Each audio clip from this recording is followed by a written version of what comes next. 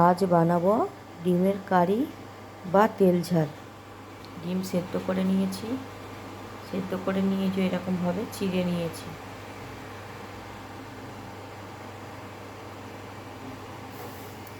এখানে নিয়েছি পেঁয়াজ কুচি, টমেটো কুচি, লঙ্কা কুচি। কড়াইতে তেল দিয়ে দিয়েছি। এবার এর মধ্যে দিয়ে দেবো হলুদ,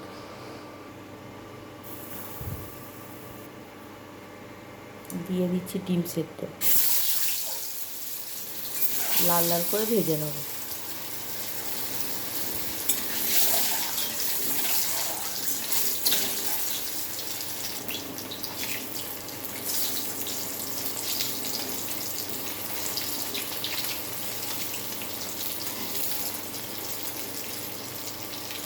হয়ে গেছে ভাজা, এবার তুলে নেব। দিয়ে দিচ্ছি কালো জিরে, তেজপাতা, পেঁয়াজ কুচি। একটু বেশি করে পেঁয়াজ দিতে হবে, তবে একটু কাটতে হবে গ্রেভিটা। বেশ করে পেঁয়াজ দিতে হবে, পেঁয়াজটা লাল লাল করে ভেজে নেব।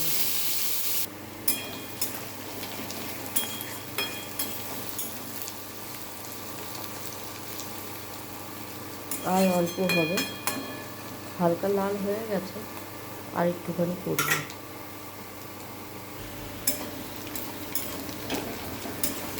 পেঁয়াজ হয়ে গেছে, এবার এর মধ্যে দিয়ে দেবো আদা রসুন বাটা।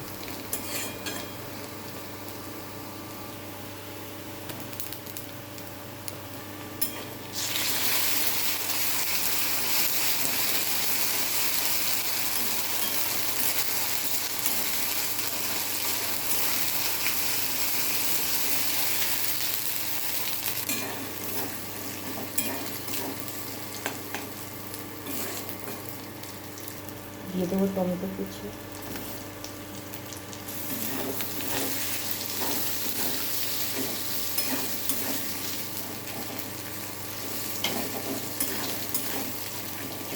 এটা একটু কষে নেব হালকা করে।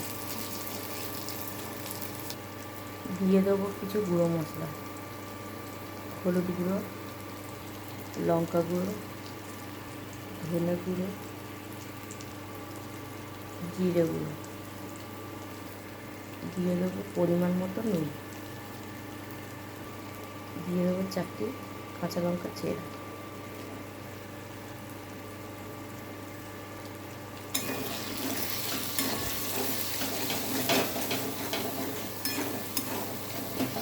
এটাকেও 2 মিনিটের মতো কষানো হবে।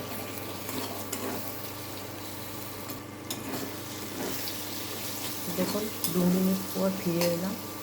2 মিনিট পর এটা কষছি, দেখুন কত সিদ্ধ হয়ে গেছে। তো এটা হালকা করে সামান্য আর কি না দেওয়ার মতনই হয়, একটুখানি জল দেবো সামান্য একদম, ব্যাস। এটাকে ভালো করে কষে নেব। জলটা দিলে কি একটু গ্রেভিটা ভালো হয়, ভালো করে কষানোটা ভালো হয়।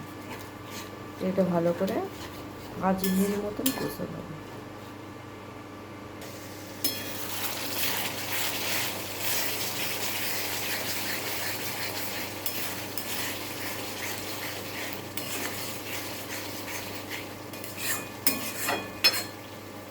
আর কিছুক্ষণ হতে দেবো। তেল ছেড়ে এলে হালকা করে জল দিয়ে দেবো, আলু হয়ে যাবে। দেখুন কত সুন্দর তেল ছেড়ে এসছে।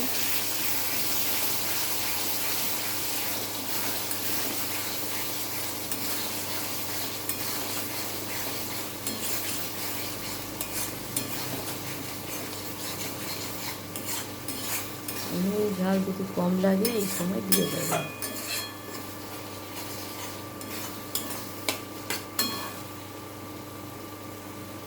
আমার কষানোটা হয়ে গেছে।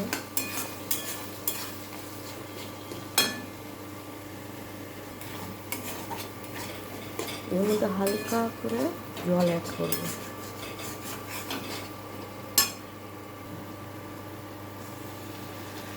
ব্যাস, আর দেবো না।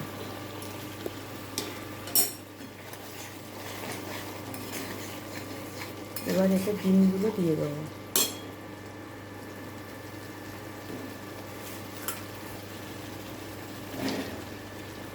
হালকা করে কষে নেব ডিমগুলো দিয়ে।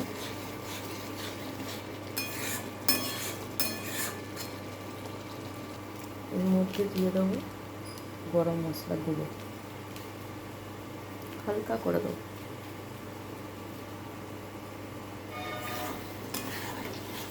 আমার তরকারি হয়ে গেছে, ডিমের কারি বা তেল ঝাল।